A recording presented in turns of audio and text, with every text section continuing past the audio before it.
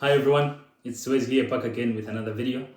And yeah, today's video is interesting. We're talking about CVs, your CV, my CV, our CVs.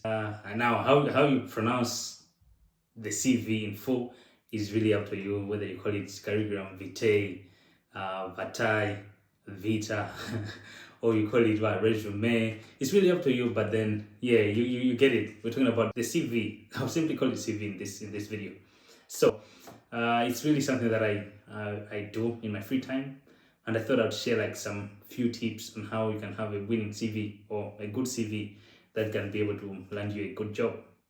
So instead of you sending me your CV for me to work on it, you can just really do some of these things. Yeah, you see, instead of you paying me, you do it on yourself. So yeah, you have to like this video then, and you have to subscribe. By the way, I mean, I'm just giving this for free to you guys. But yeah, the first tip about CVs is always make sure that you modify or you change your CV for each job application that you're making.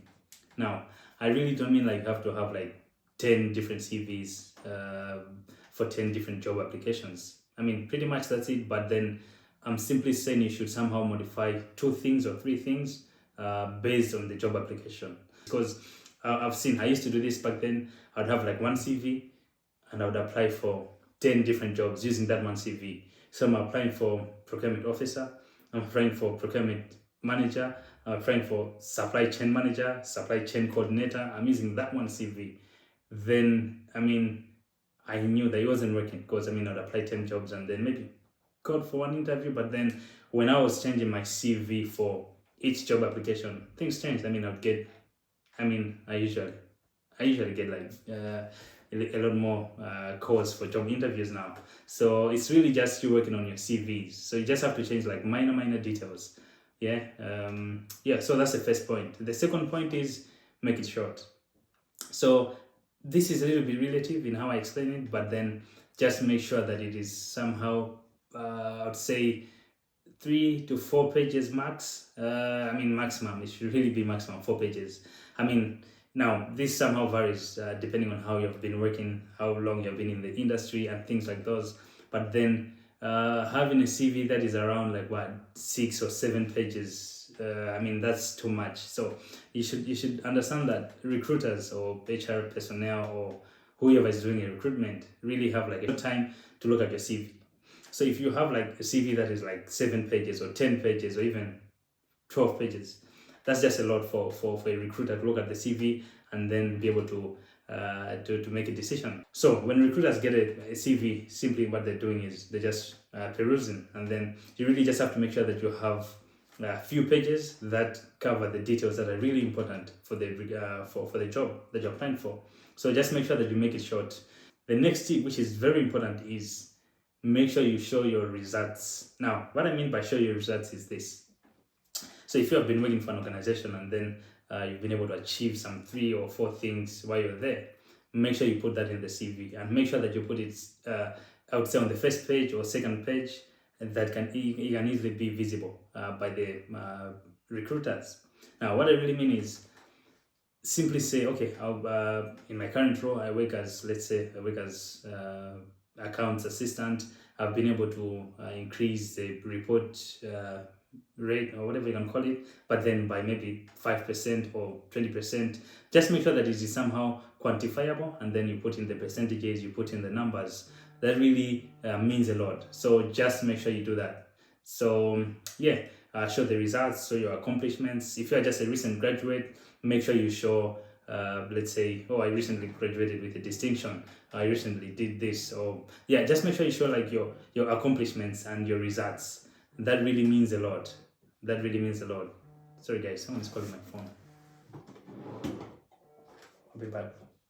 And your results. Now, a few things that you shouldn't put on your CV. And then the first one is pictures. Now, I understand there are different formats of CVs and everything, but then sometimes I think the pictures are not necessary unless maybe it has been requested. The second one is putting your age or date of birth. It also just depends. I mean, this is just relative, but sometimes this is something that you shouldn't put, because look at it like this. If you put your age or your date of birth, you're somehow putting yourself on the spot. Because think of this, if I'm the recruiter and I have my personal biases, so if I look at your age and I'm like, he's too old for this, or he's too young for this. I mean, that's my personal view. I mean, you can do the job when you come and everything, but then in my personal biasness, I'm looking at you and I'm like, nah, he's too old or he's too young. So you putting your age and you putting your date of birth is like you're already putting yourself on the spot, and then there can be some form of discrimination. You just have to make sure that you don't put your age or your date of birth, and I hope that works out well. But there are some other jobs that they say like, okay, in this job role, we are recruiting, let's say, those that are 25 to 30 years. I mean, in that one, you have to put your age. Most of the times, many organizations don't put the age requirements. So we just have to tread carefully on this one. Unless they say this is the age that we want, then you can put it. But if not, you shouldn't. The other thing that you shouldn't put on your CV is your religion. So this one as well, I also like to think that somehow you can discriminate yourself. I think I'll use the same example. If someone who is reviewing your CV is not just okay with your religion or what type of religion that you practice, they may look at it, you have the qualifications, you have the right job experience, but because in their personal bias, they just don't like people who practice that religion. I mean, they can say like, no, not this one. So just make sure you don't put that one as well. The last thing that I'll say you shouldn't put, and this mainly applies to fresh graduates or recent graduates, is your course names or the names of the subjects that you studied at uni. I understand it's really important, but let me tell you, most of the recruiters don't look at like, oh, this guy in second year did like project management or he did ABCD. Sometimes it's really important, but sometimes it just takes up space. So the recruiters are really looking for the skills that you gained while doing those courses. They're not looking for, I mean, they're looking for, they know that you did those courses, but then that's not their core thing that they're looking for. So just make sure that you don't put in your course names or subjects unless it is specified that, oh, maybe if you did such a course, I mean, which is not the case, but then just make sure that you don't put. So that's what I thought I'd share with you guys today. And if you have some other tips that you think have worked for you in your CVs, let me know in the comment section below. See you in the next video. Bye. Peace.